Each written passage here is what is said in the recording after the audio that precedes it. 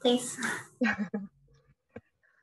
So obviously the British Lymphology Society has stated that lymphedema affects between 200,000 to 420,000 people in the UK of all ages.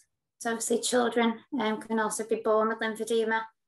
So lymphedema basically develops because the lymphatic system is either damaged or obviously because it's not fully developed as it should do. Next slide, please. So obviously there's different types of lymphedema as well. So there's primary lymphedema, and there's 5 main classifications of this. So congenital, obviously where people can be born with it, disturbed growth. So in the likes of Klippel-Trenaunay syndrome, vascular anomalies. So obviously people can have the lymphatic system and the circulatory system affected at the same time. So this then causes disturbed growth of the lymphatics.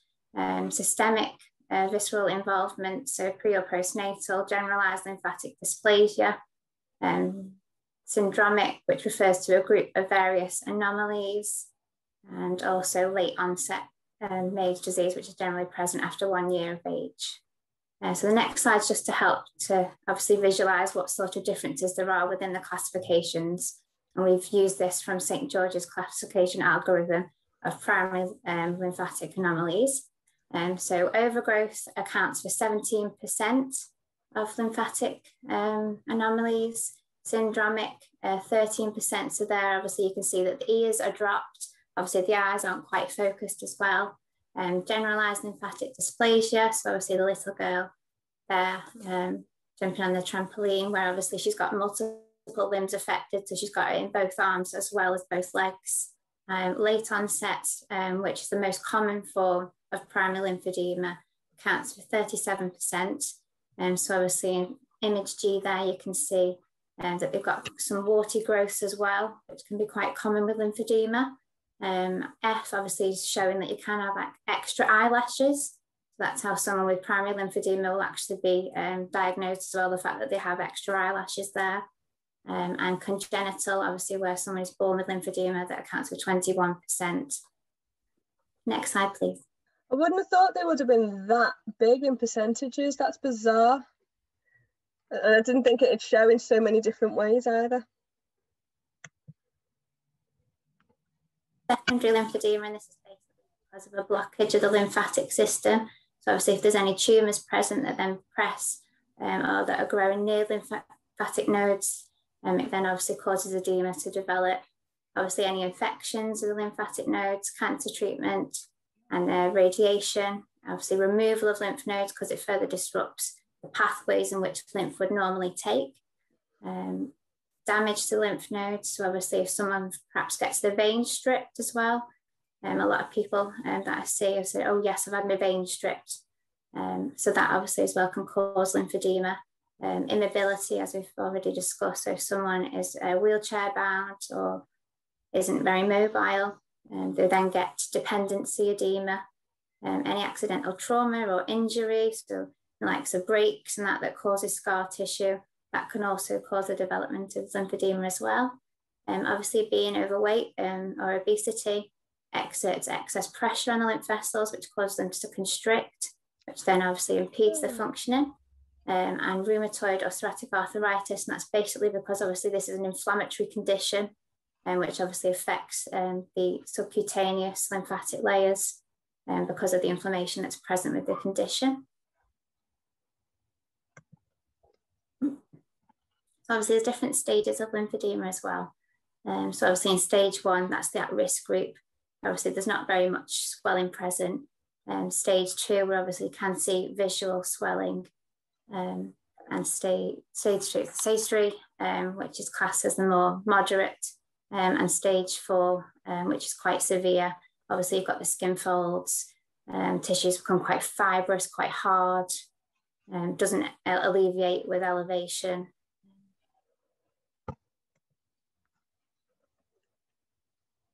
Cellulitis. So cellulitis can come on quite suddenly, as Sam knows, and it can spread very quickly.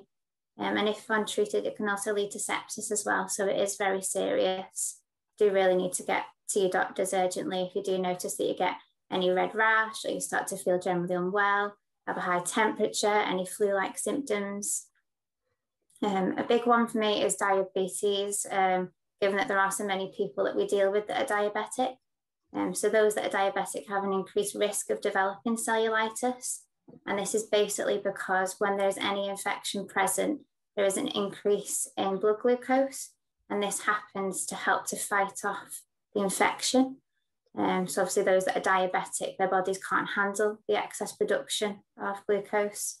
And also they're more susceptible to any sort of bacteria as well, because their blood flow is reduced with having the diabetes.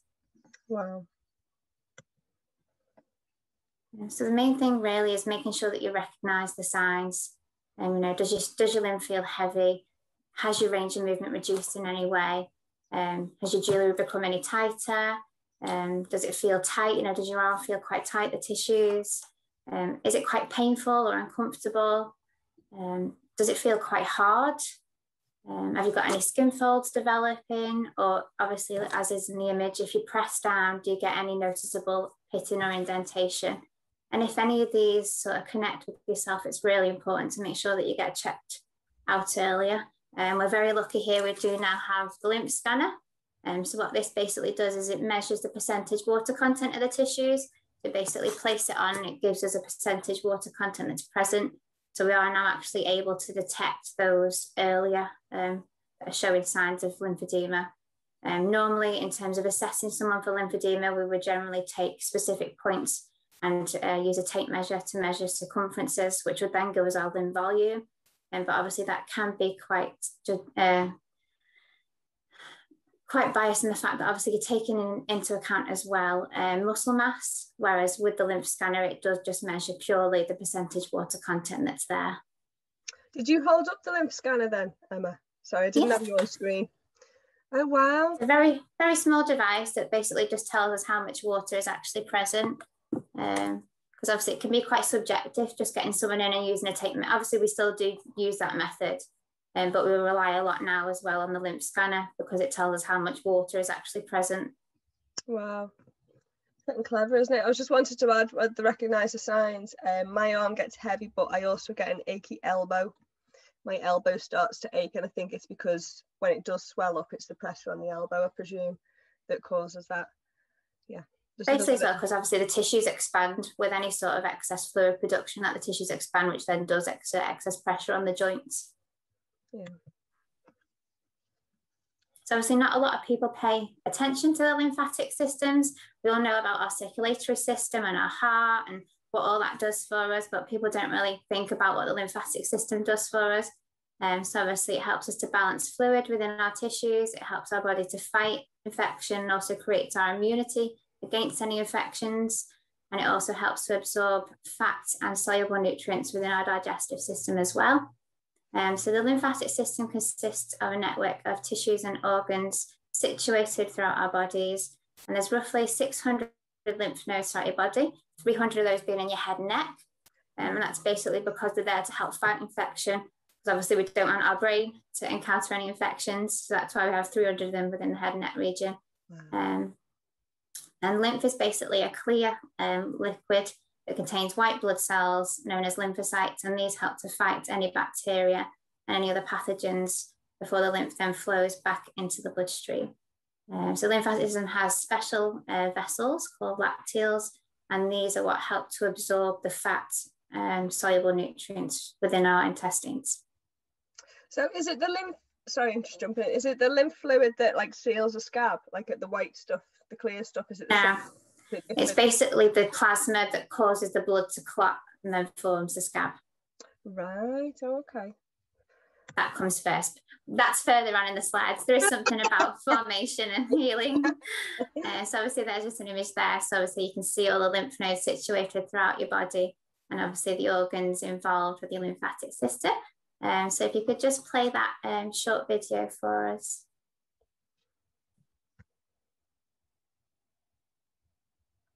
Please work. Yes.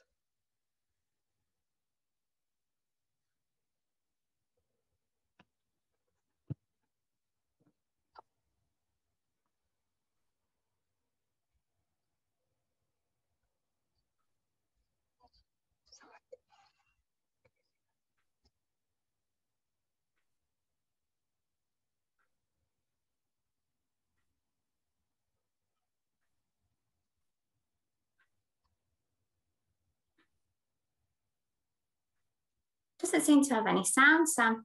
Oh, sorry. Doesn't seem to have any sound on it. 1 second.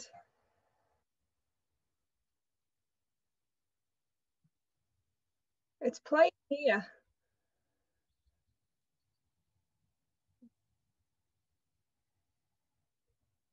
I'm not listening. Try that. Not now.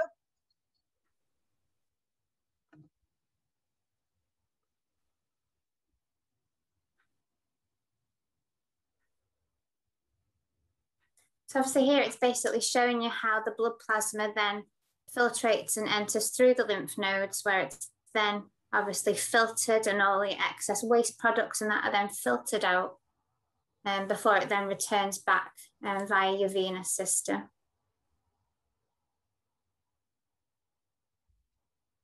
It just helps to give you a bit of an appreciation of how hard your lymphatic system actually have to work. Because obviously each day 3 litres of lymph fluid is produced within your body. So it has a big job to filtrate and remove all that excess fluid production.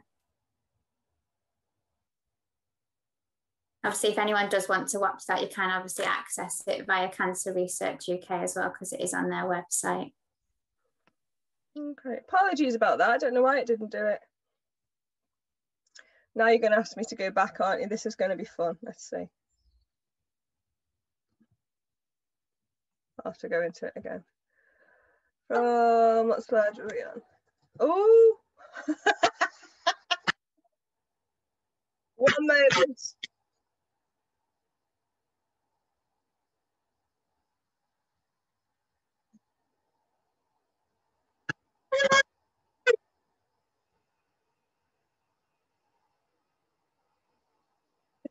It usually comes up. Hold on, I'll just stop sharing and bring it back again. Maybe I can do it. Apologies, ladies. Oh, that was it.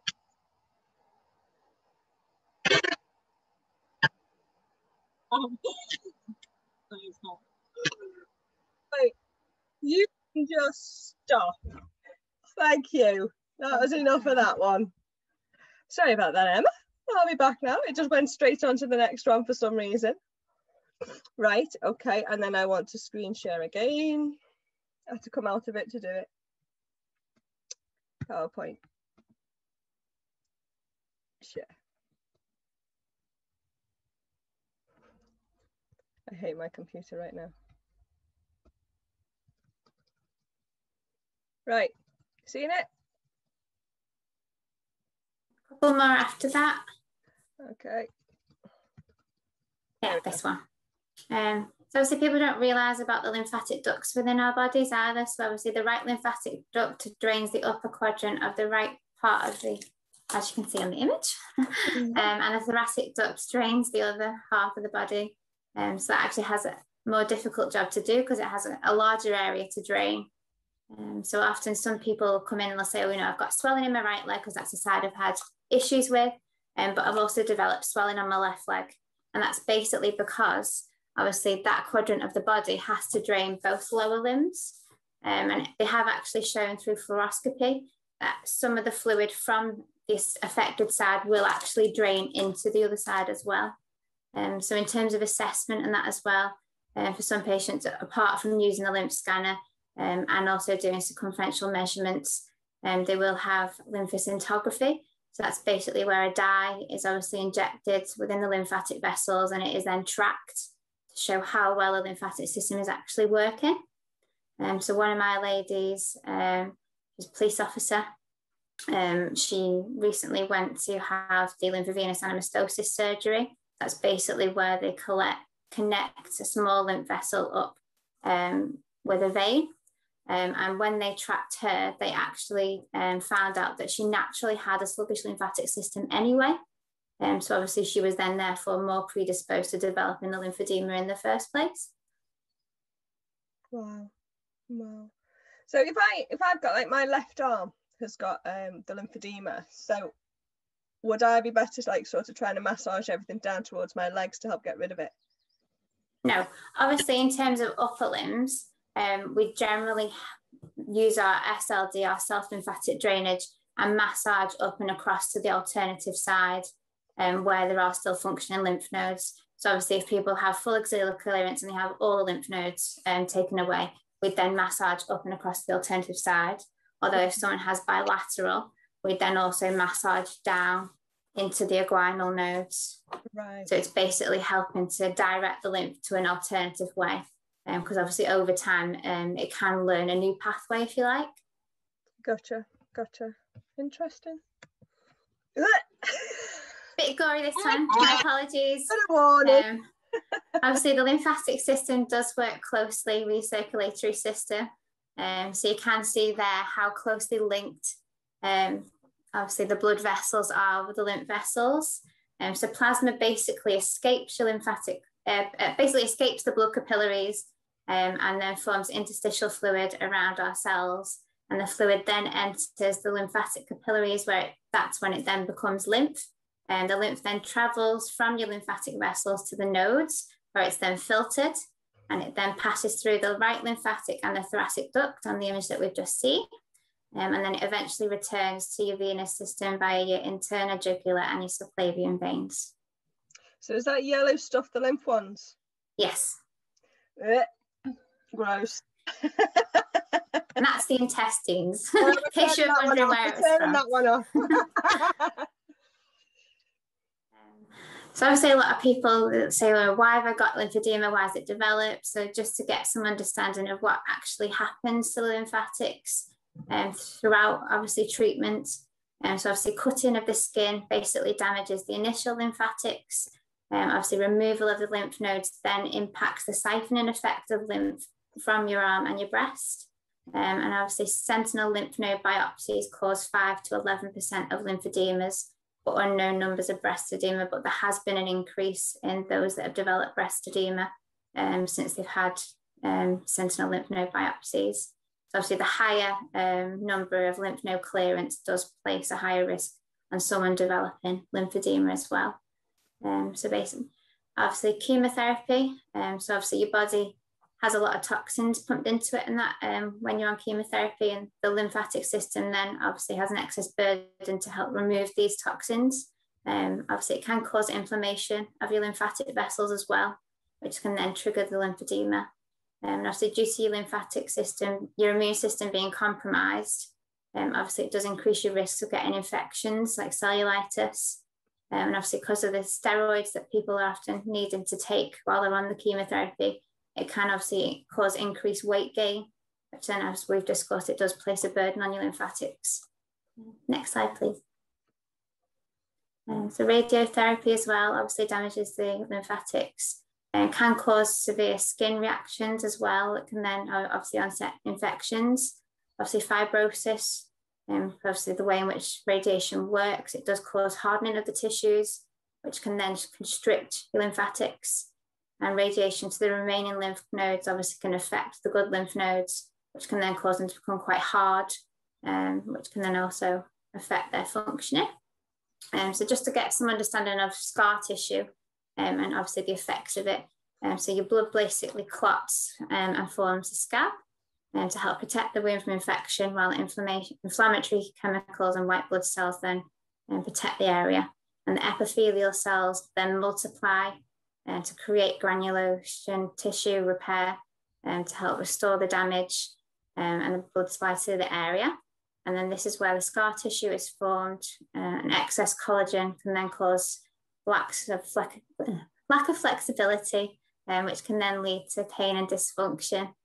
So obviously you can see on image 3 that scar, although it's left there, you can imagine internally how that has damaged the structure to how it was normally to how it is now. So it's really important to make sure that you are massaging your scars and that to help obviously improve that flexibility of the scar area.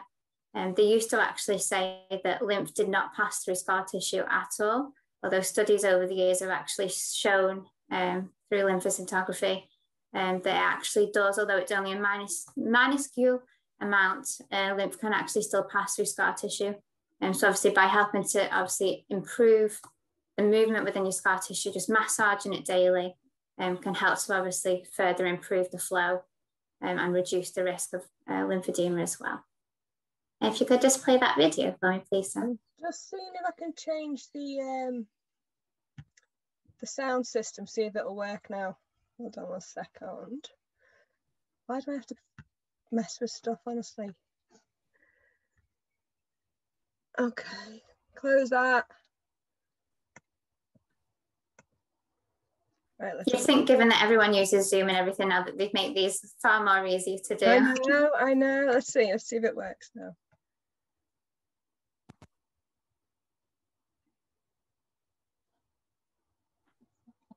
Hang on, it's just coming. It's coming.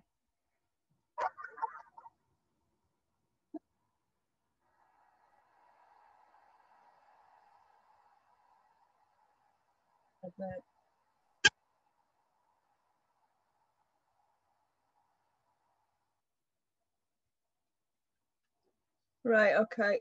New share. Would it play better if you went on Google, on YouTube, and typed it in, and then played it from you sharing the screen that way instead of using it via the slideshow? Oh, yes.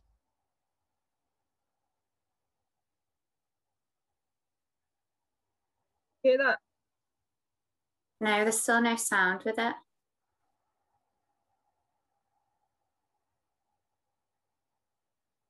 Oh.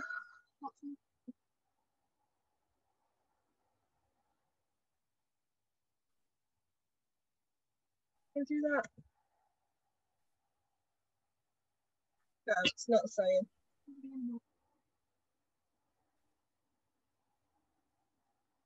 Is it maybe on a settings or something? The dermis, the middle layer, Oh, is made up got of sound now. tissue. Hey, The dermis holds all the working parts of your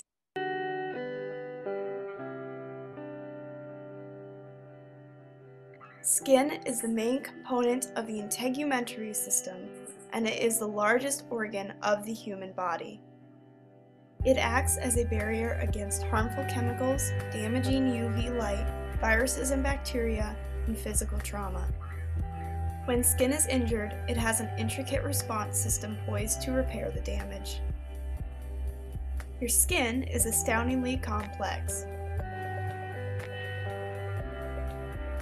The outermost layer is the epidermis, which contains many layers of flattened, keratinized cells. It is surprisingly thin. The dermis, the middle layer, is made up of thick connective tissue.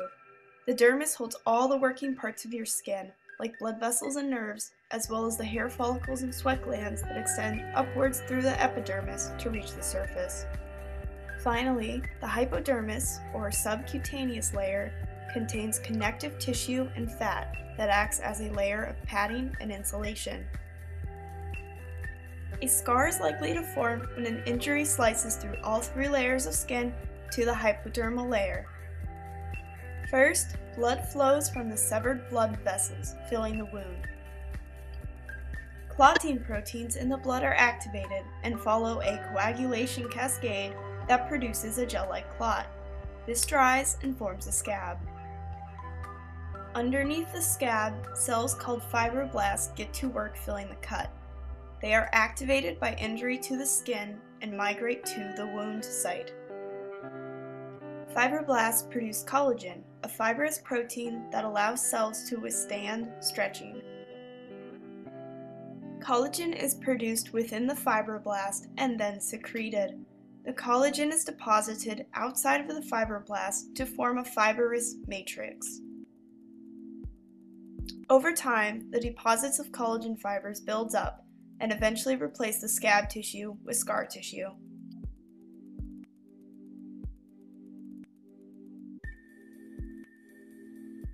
Because the tissue is so dense, hair follicles and skin cells are unable to grow. The newly formed scar tissue has no pigment and is smooth to the touch.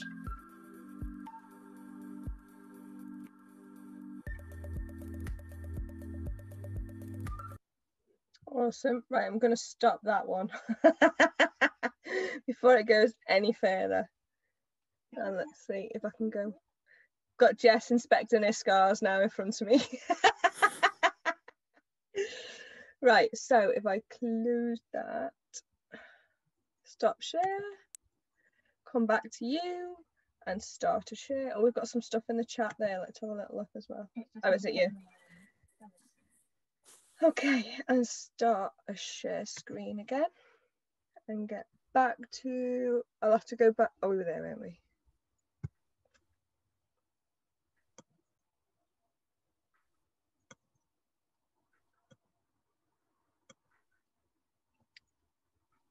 Next slide, please. Okay, one sec.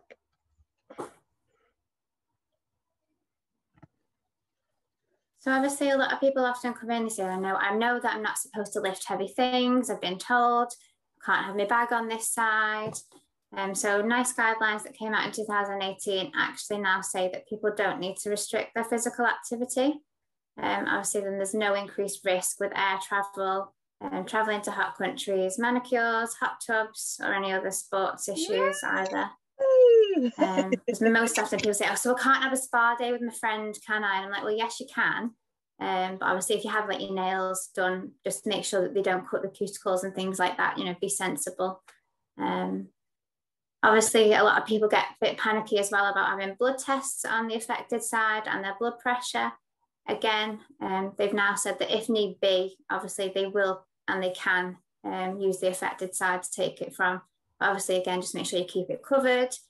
Use any antiseptic, but more often than not, they will always use the alternative side anyway. I think it makes sense to actually try the other side first, just in case, because it just still reduces the risk, doesn't it? It does, yeah. Obviously, it's still piercing the skin, but sometimes it can be quite distressing for people, especially if the veins are really severely collapsed in the unaffected side, which is why then they will choose to use the affected side. Oh, yeah.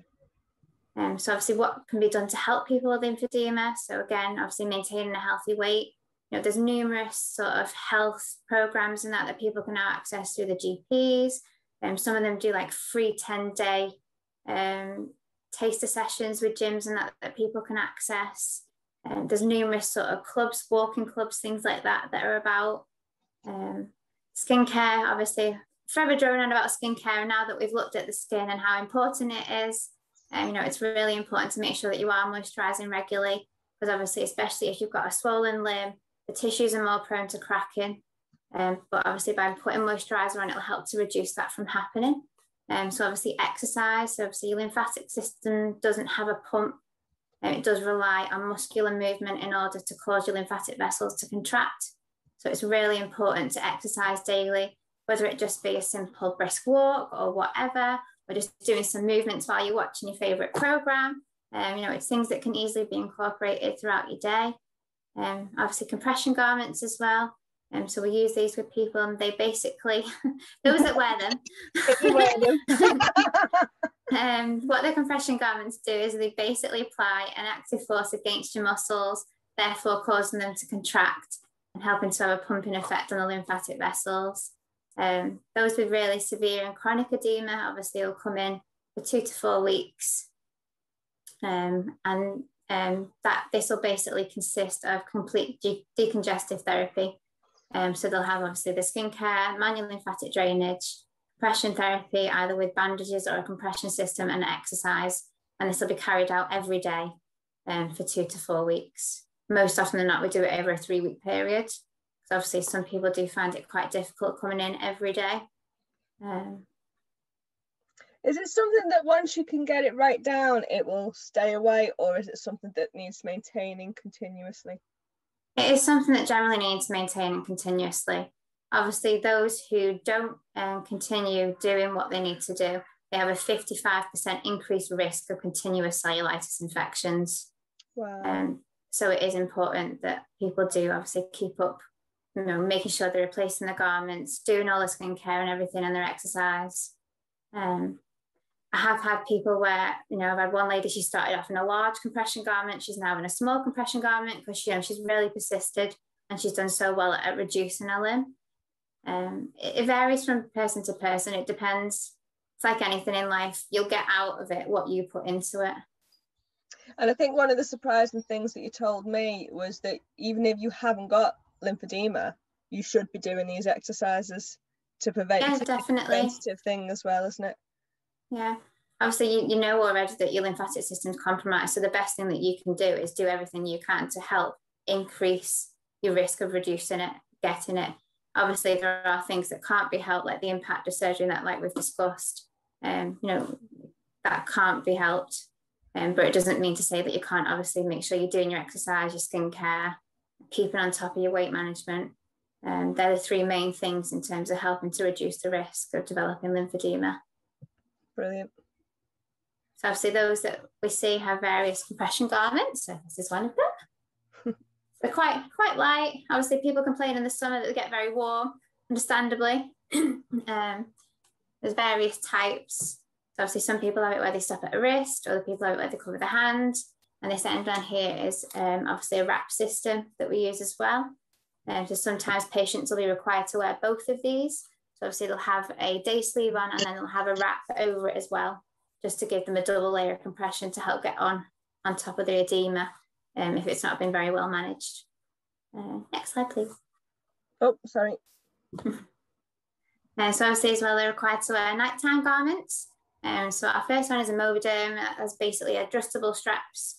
And then we do now have the comfy waves, which are far easier. Basically just slide them on and that's it, done. Oh, I need one of them, Emma. I like to be able to bend my arm. These only came out last year. But yeah, and then obviously the end one is bandaging, and that's where someone would come in every day and have their arm bandaged.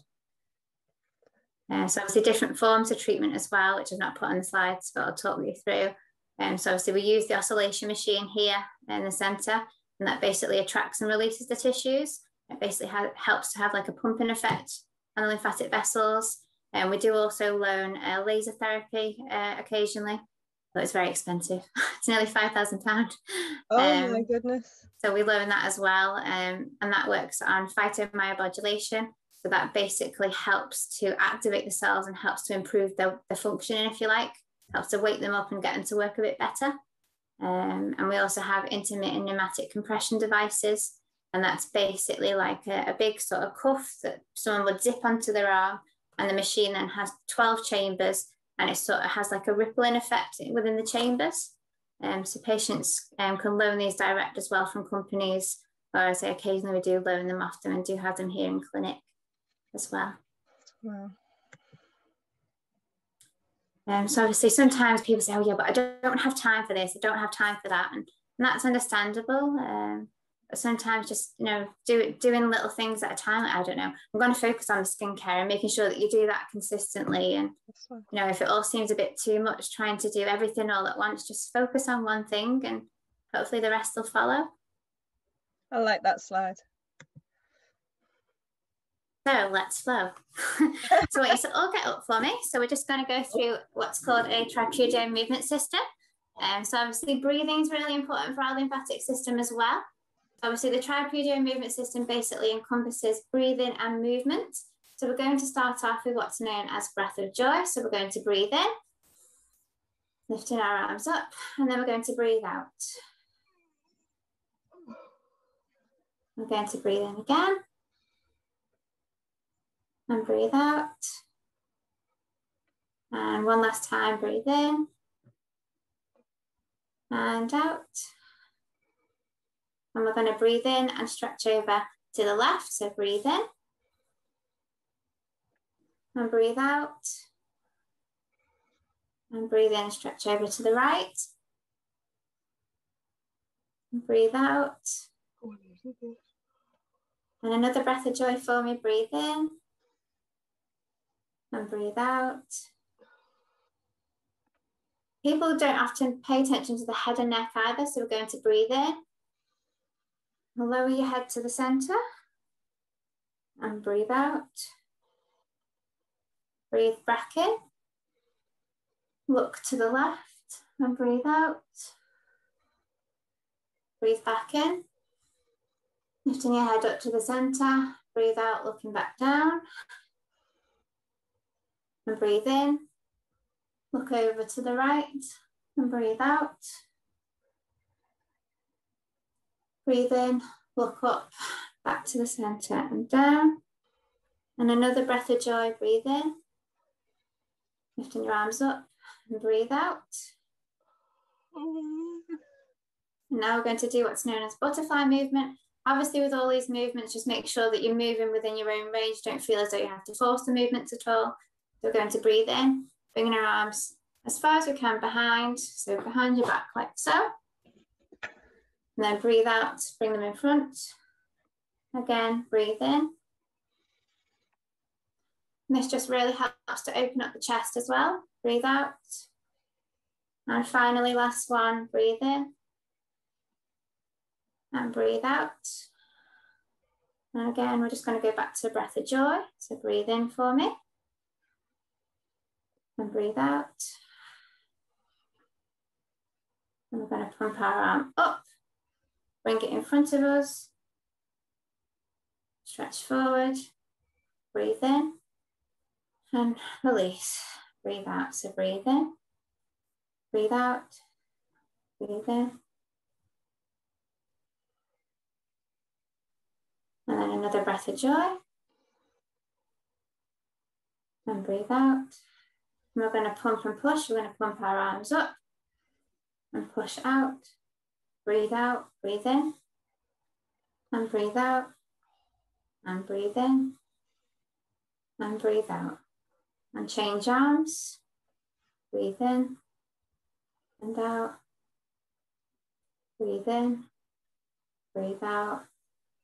And last time, breathe in and breathe out. And we're going to finish off with breath of joy.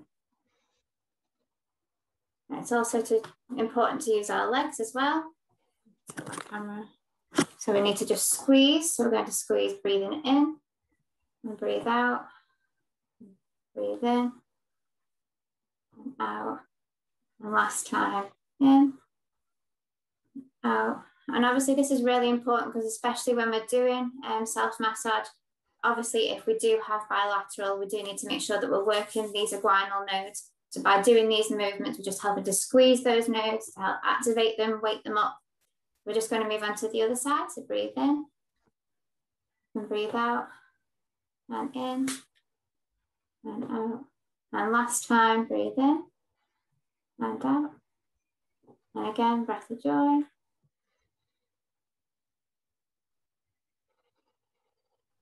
I want you to just move the camera. We're going to lift your foot, place it on the floor, point your toes up to the ceiling, put your toes down to the floor. Back and change legs. So lift your leg, place it down, toes to the floor, lift your toes up and back. Change legs, toes down to the floor, point your toes to the ceiling. Bring it up and back. Again, making sure you're focusing on your breathing. So breathing in when you lift your leg, breathing out when you push it down.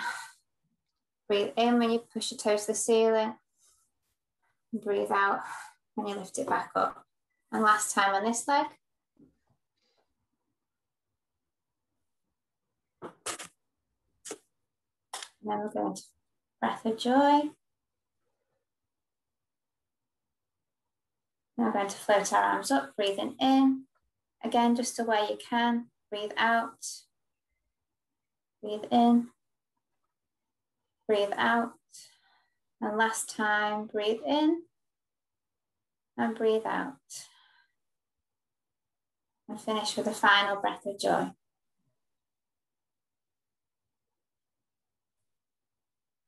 Well done, everybody. At least now you've done some exercise for the day.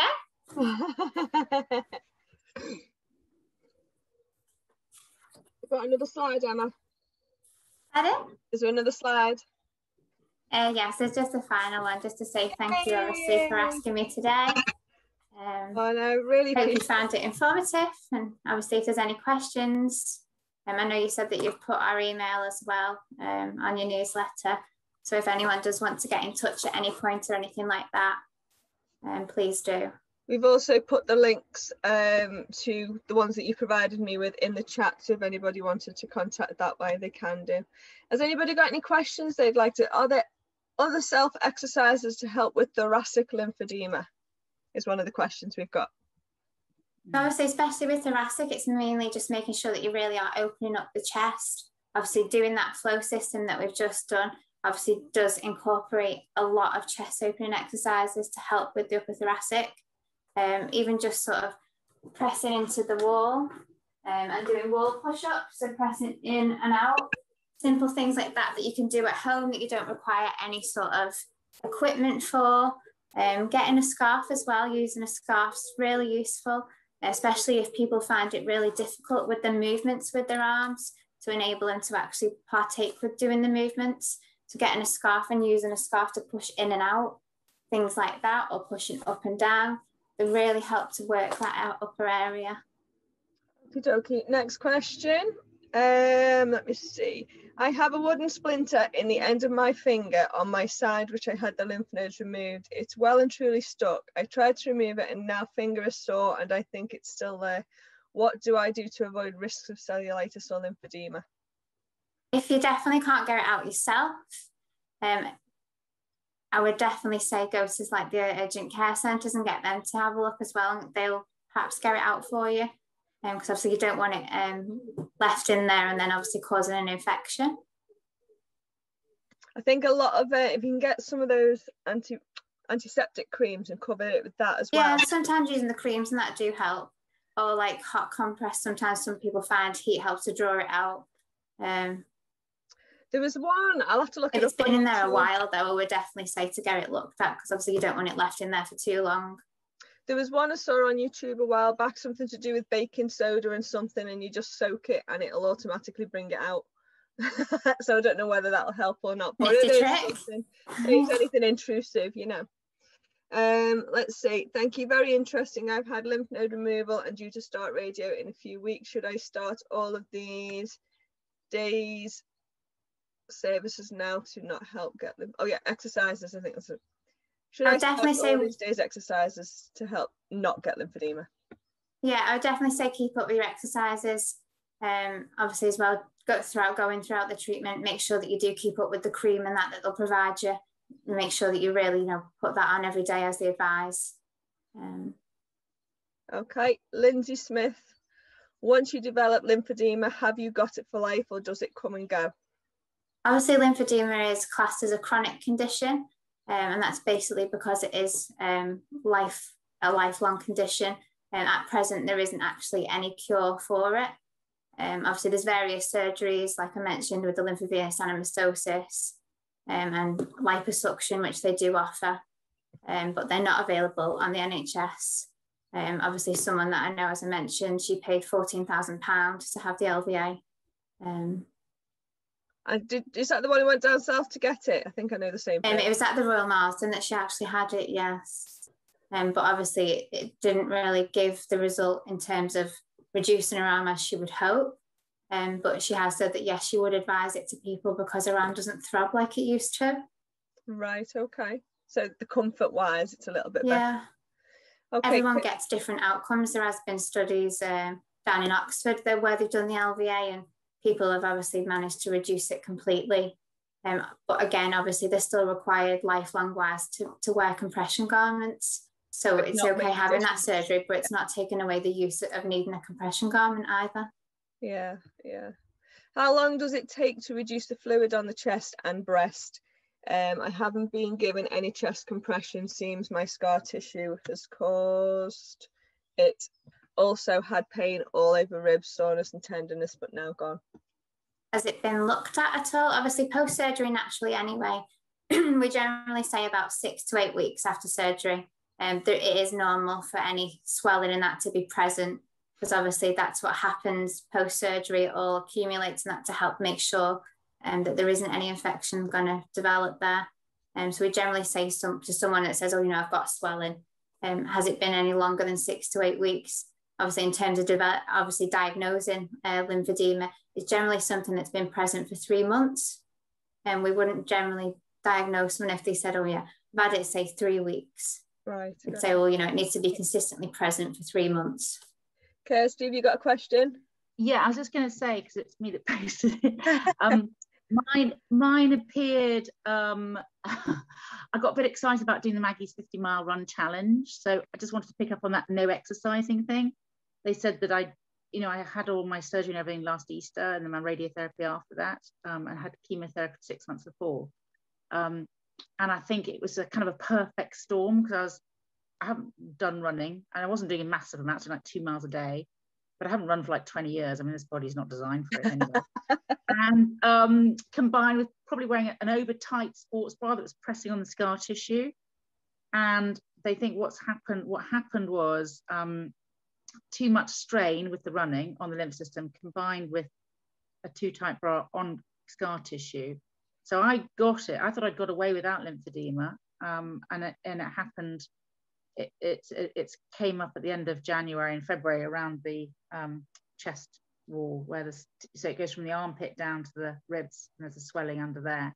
So I just wanted to flag that up about the exercise, because it was, and then I was having hot baths after being running in the cold. So I did everything you shouldn't have done, not thinking that had anything. I didn't even know what it was, So I just wanted to share that, because that was a long time after surgery, and they said it can, so just, it was something that they told me. I'm having physio at by the Christie with someone now to remove it, but release it. That's really interesting. It's an interesting story, seeing that new thing from NICE. I just thought I'd share that a little bit. Because exercise is not, as long as you're not restricting yourself or you're not overdoing it, is what maybe we need to say as well. Yeah, that's good. Thank you for sharing. Yeah, we generally always say to people, obviously, if it's not something that they've done before, don't go health or leather it. If it's not something your body is used to doing, if you've not gone to the gym beforehand, then don't go mad and be like, oh yeah, I'm spending every day there. But some exercise is definitely better than none. Obviously, generally 70 to 80% of patients will develop lymphedema within the first 12 months following surgery. Obviously, we do have some patients who 9 or several years later then go on to develop it.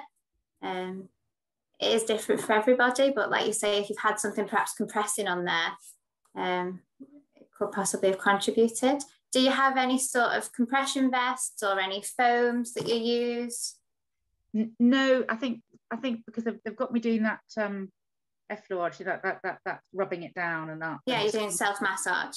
Yeah, so I'm doing the self-massage, and I think at the moment it seems to be there is a CT scan just to check, because obviously there's kind of pain. They think it was I'm going to get it wrong, the thoracic nerves or something. It was a bit between, well, it was so tender, like, anyway, I'm being boring, taking up time, but it was, don't be daft, go on. It was, it was very tender to touch the ribs. It was like really sore, but it didn't hurt when I was breathing or moving, but if you touched it, it was agony. Anyway, that's now gone. And I've just followed a very acute anti-inflammatory diet, and I'm just staying with my yoga. That seems to be helping. So, yeah, yoga's really, really good. Yeah. So it's going down, but I just wondered how long on average these things take to sort of stabilize themselves if you've had a little flare up. That was the generally, if it's consistently managed, so you are doing all these things every day, obviously, as I say, within the course of complete decongestive therapy, we would generally expect someone roughly within 4 to 6 weeks to show an improvement. Right. Okay, I'm on target. But obviously, if you've not got any foams or anything like that, there are additional things that you could have as well to help with it. No, they haven't. I might ask about that.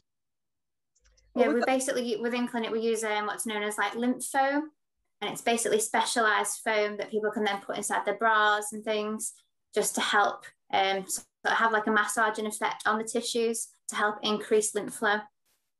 And obviously help to soften up any scar tissue in that as well. So can I ask for that when I go next? Or is that something I have to buy? How do I get that? No, they can request it via your GP. It is an FP10 item. Do you have to be measured up for it, or is it just a sort of... No, it literally just comes as a standardised sheet of foam that you can then cut down and place in the area that's affected. Oh, that's great. Okay, brilliant.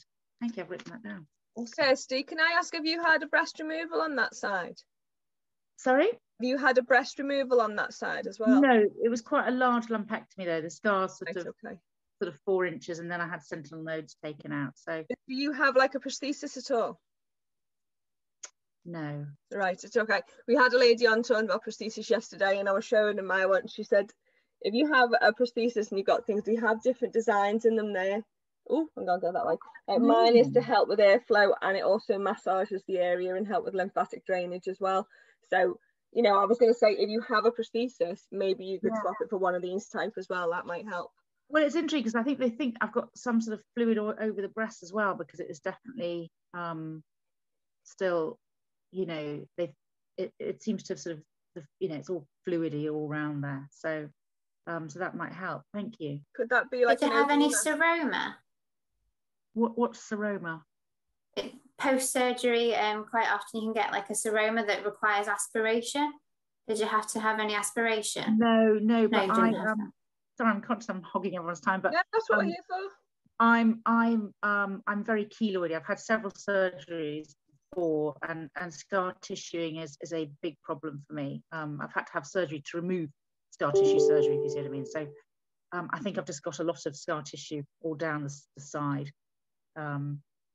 So that's what they're trying to sort of break. They think it's interesting, because I don't think I had any cording, and yet she's pulled it back so you can actually see it in the armpit. I was fascinated. Yeah, it's like a guitar string. Yeah, and I had it down my arm, but I got rid of that, but there's still some in my armpit, and she thinks that what's happened is the cording's attached to the scar tissue, so that's causing extra blockage in that whole area. No, it's fascinating. Anyway, I'm not going to get boring about it, but there we are. No, it's not getting boring. It's interesting. I think, you see, thing is, when people share their stories, other people go, oh, I think I might have that. And they've just ignored it, or they've been struggling. So, you know, sharing your story is great, because other people might be able to relate. It's interesting, because I didn't, you know, no one had ever said it can, I'd never been told that it can appear later than a few weeks after surgery. And that, so, you know, you go into this spiral, don't you, when your arm starts tightening and you've got this pain down the chest. Yeah. You know, and I think it's something it'd be nice to have known that it can come later, so you're not spending a few weeks getting tested and getting scared in your head about thinking the cancer's back. Exactly. Yeah. Anyway, thank you. That's super helpful. With your scar tissue, sorry, do you use any sort of sill tape with that to help with the scar tissue? Sellotape? Sill tape. It's a silicone form of tape. No. Oh my God. Again, that's an FP10 item as well. That you can use for your scar tissue. An FP10 It's on prescription. Okay. And tell me what it's called again. Sill tape. SIL and then tape. Yes. If Sam gives you my email, you can always email me, and I can email you the forms and that for it that you can then request. Thank you. Well, I know how to put it on. Is it? It's basically literally just a strip of tape that you can then place across the scar tissue. And because of the silicone in it, you can actually reuse it as well. So you literally just wash it under some warm water, so keep the backing, and then it is reusable as well. And because of the silicone in it, it just helps to improve the appearance of the scar in that. Fantastic, thank you. Brilliant. Where are you based, Kirsty? I'm Edale. Where's that? It's just over the hill from Manchester. So it's near Chapel in the Frith. New Mills is only about 5 miles away. I was going to say, because Emma's based in Halton Hospital, and that's where she runs her practice from. And am I right in saying, maybe not now at the moment, but you can self-refer, can't you, Emma? Yeah. Yeah, you can. We see patients from all over: Wigan, Prescott, St Helens. So where's Halton? How do you spell that? It's between Warrington and Liverpool. Okay. Really. Halton. Okay, Halton Hospital. Thanks, Emma. That's brilliant. But we'll put all Emma's links into the chat.